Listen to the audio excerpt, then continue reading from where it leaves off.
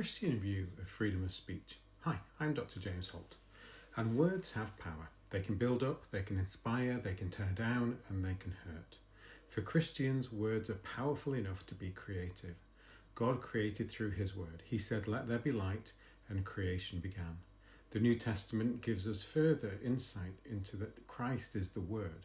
He was in the beginning, and through him all things were made. Freedom of speech has been described as the foundational right. But what does that mean? It's suggested that freedom of speech underpins all other rights. There's no freedom of religion and belief without the freedom of speech. I'm not convinced that this can be taken to its logical extreme, that we are free to say whatever we want with little or no consequence. For Christians, Jesus taught, "Not that which goeth into the mouth defileth a man, but that which cometh out of the mouth, this defileth a man."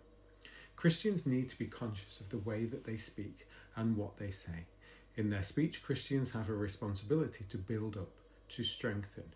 It's impossible to talk about the freedom of speech without talking about the responsibility that goes alongside it.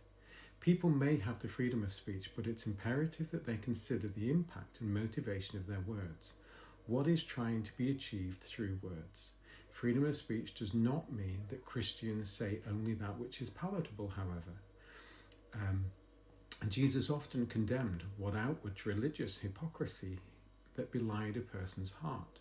This is hurtful. How can freedom of speech that calls out the way that some people live be justified? I think it's to do with intention.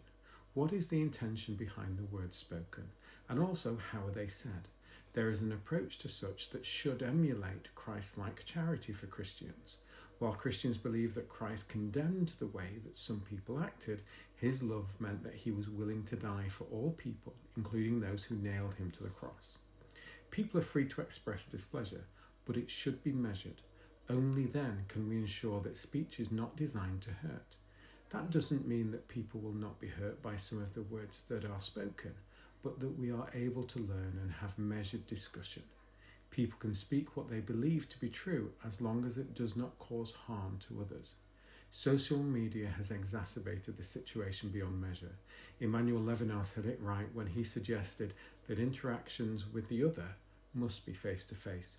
Only then will walls be broken down and the impact of our freedom of speech be recognised.